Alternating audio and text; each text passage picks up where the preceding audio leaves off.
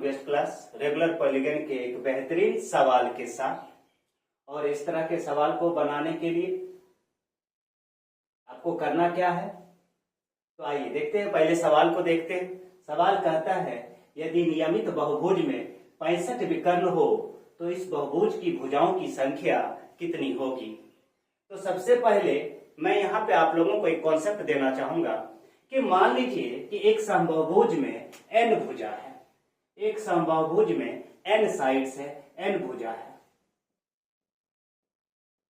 तो इसका number of diagonal क्या हो जाएगा, इसका नंबर ऑफ डायगोनल क्या हो जाएगा, इसका नंबर ऑफ डायगोनल होगा, नंबर ऑफ डायगोनल अगर हम यहाँ पे लिखते हैं तो इसका नंबर ऑफ डायगोनल हो जाएगा n into n minus 3/2, n into n minus 3/2।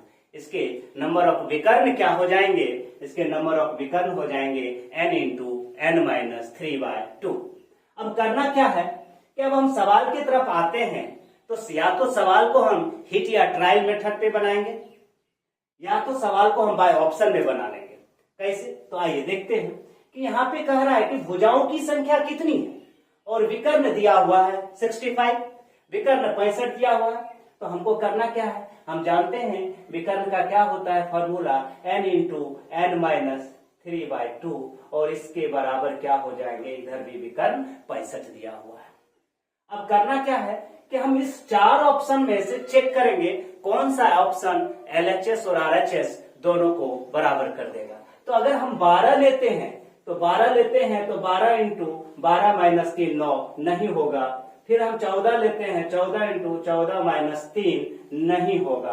फिर अगर हम 13 लेते हैं तो 13 लेने पे क्या हो जाता है कि सवाल प्रूव्ड हो जाता है। देखिए 13 लिए, फिर 13 माइनस 3 किए और बाय में 2 कर दिए, ये हो जाएगा 13, ये हो जाएगा 13, और 13 में से 3 चला गया तो हो गया 10, और बाय में हो जाएगा 2, तो 2 बचे 10 हो गया, मतलब 13 बचे 65 हो गया। यहां से क्या होता है कि अगर हम 13 लेते हैं तो LHS भी 65 है और RHS भी 65 है, मतलब इस बहुभुज की भुजाओं की संख्या कितनी हो जाएगी, इस बहुभुज में भुजाओं की संख्या 13 हो जाएगी। ये सवाल RRB ALP 2024 में पूछा गया था।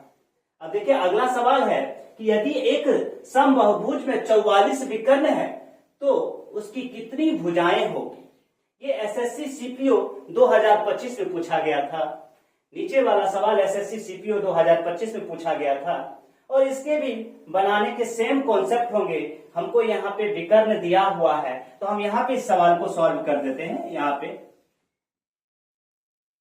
सॉल्व करते हैं कि यहाँ पे भी हमको विकर्ण कितना दिया हुआ है, 44 दिया हुआ है, और विकर्ण का हम फॉर्मूला जानते हैं n into n minus 3/2 equal to 44, क्योंकि इधर भी विकर्ण हो गया और ये भी विकर्ण हो गया तो आपस में बराबर कर दिए।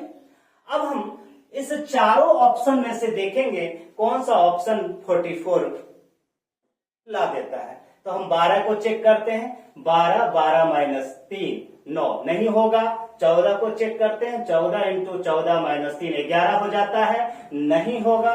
13 को चेक करते हैं, 13 माइनस 3 10, 2 पचे 10, 13 पचे 65 हो जाता है, नहीं होगा। 11 को अगर हम चेक करते हैं तो वो 44 ला देगा। देखिए कैसे, तो यहां पे हो जाएगा 11 इंटू 11 माइनस 3/2 इक्वल टू 44, और फिर क्या हो जाएगा 11 इंटू 11 में से अगर 3 माइनस हो गया 8 हो गया बाय 2 इक्वल टू 44।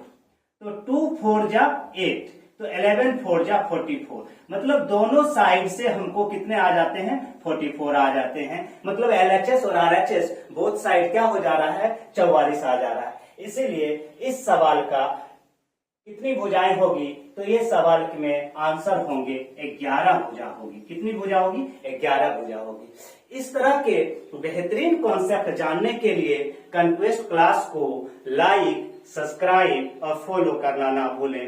लिंक आप लोग को डिस्क्रिप्शन में मिल जाएगा। और आगामी कोई भी प्रतियोगिता परीक्षा हो उसके लिए कंक्वेस्ट क्लास आपको समय समय पे PDF, वीडियो, ट्रिक बताते रहेगा। धन्यवाद।